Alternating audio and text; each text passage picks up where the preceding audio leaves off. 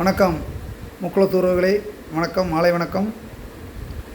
என் பேர் மாரிபாண்டியன், பனகுடி பிஎம்டி நகர செயலாளர் மற்றும் ராதாபுரம் தொகுதி அரசியல் விழிப்புணர்ச்சி பிரச்சார குழு தலைவராக என் பாசமிகு அண்ணன் முக்குளத்தின் சிங்கம் சாத்தூரின் வெற்றி வேட்பாளர் அண்ணன் இசக்கிராஜ் அவர்கள் என்னை இன்று நியமித்திருக்கிறார்கள்.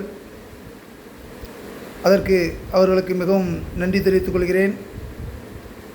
வருகிற 2026 சட்டமன்ற தேர்தலிலே இந்த ராதாபுரம் தொகுதியில் நம் பிஎம்டி சார்பாக கூட்டணி கட்சி சார்பாக எந்த வேட்பாளர்களும் நிறுத்தப்படவில்லை. ஆகையால் மக்கள் விழிப்புணர்ச்சியோடு அரசியல் அங்கீகாரத்திற்கு வழிவகுக்குமாறு பணிவன்போடு கேட்டுக்கொள்கிறேன். நம் ராதாபுரம் தொகுதியில் 8% முக்குளத்தூர் வாக்குகள் இருக்கின்றன. 35க்கும் மேற்பட்ட கிராமப்புறங்களில் இந்த பிஎம்டி சார்பாக இன்னும் ஓரிரு நாட்களில் அரசியல் விழிப்புணர்ச்சி துண்டு பிரசங்கங்கள் வழங்கப்படும். அது மட்டுமல்லாமல் ராதாபுரம் தொகுதியில் கல்கோரிகள் கடுமையாக 45க்கும் மேற்பட்ட கல்கோரிகள் செயல்பட்டு கொண்டிருக்கின்றன என்று பல அரசியல் முக்கிய தலைவர்கள் எல்லாம் பேசினார்கள். ஆனால் குறிப்பாக இந்த கல்கோரியால் பாதிக்கப்பட்ட சமூகம் என்றால் அது முக்குளத்தூர் சமூகம்தான். முக்குளத்தூர் சமூகம் பெருமாறியாக வாழக்கூடிய இருக்கன்துறையும், அதே போன்று முக்குளத்தூர் சமுதாயம் கணிசமாக வாழக்கூடிய கருங்குளத்திலும், அதே போன்று முக்குளத்தூர் சமுதாயம் கணிசமாக வாழக்கூடிய கோட்டையங்கருங்குளம் போன்ற இந்த ராதாபுரம் தொகுதிக்கு உட்பட்ட முக்குளத்தூர் வாழும் பகுதியில்தான்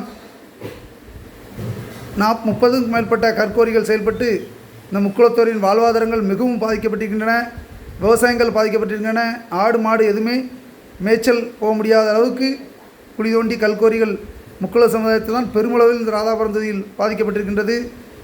அதனை கண்டித்தும் இன்னும் ஓரிரு நாளில் வள்ளியூர் பசுமன் முத்துராமலிங்க தேவர் சிலை முன்பு 2000க்கும் மேற்பட்ட பிஎம்டி கட்சி நிர்வாகிகளோடு மாநில பேச்சாளர்கள் தலைமையில் மாபெரும் அரசியல் விழிப்புணர்ச்சி பிரச்சாரம் நடைபெற இருக்கிறது.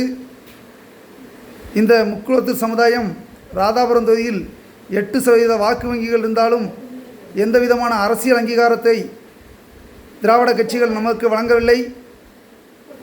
அது மட்டுமல்லாமல் நம் சமுதாயத்தில் ஒற்றுமை இல்லாமையே இதற்கு காரணம். இனிவரும் காலங்களில் அனைவரும் ஒற்றுப்பட்டு செயல்பட வேண்டும். ஒன்றுபட்டால்தான் உண்டு வாழ்வு என்பதை அனைவரும் மனதில் வைத்து இந்த வருகின்ற தேர்தலில் யாருக்கு வாக்களிக்க வேண்டும், நம் சமுதாயத்தை யார் வஞ்சிக்கிறார்கள் என்பதை ஊர்ஜினப்படுத்த வேண்டும். அனைவரும் அரசியல் விழிப்புணர்ச்சியோடு நல்ல ஒரு வேட்பாளரை தேர்ந்தெடுத்து வாக்களிக்க வேண்டும். இந்த கல்கோரியால் முக்குளத்து சமுதாயங்கள் பெருவாரியாக பாதிக்கப்பட்டிருக்கின்றன. அதற்கு யார் காரணம், அதற்கு என்ன ரீசன் என்பதை அடுத்த வீடியோவில் தெரிவிப்பேன். அது மட்டுமில்லாமல் வள்ளியூர் பிரச்சாரத்திலும் அது ஒரு முக்கிய பிரச்சனையாக நான் பேசுவேன்.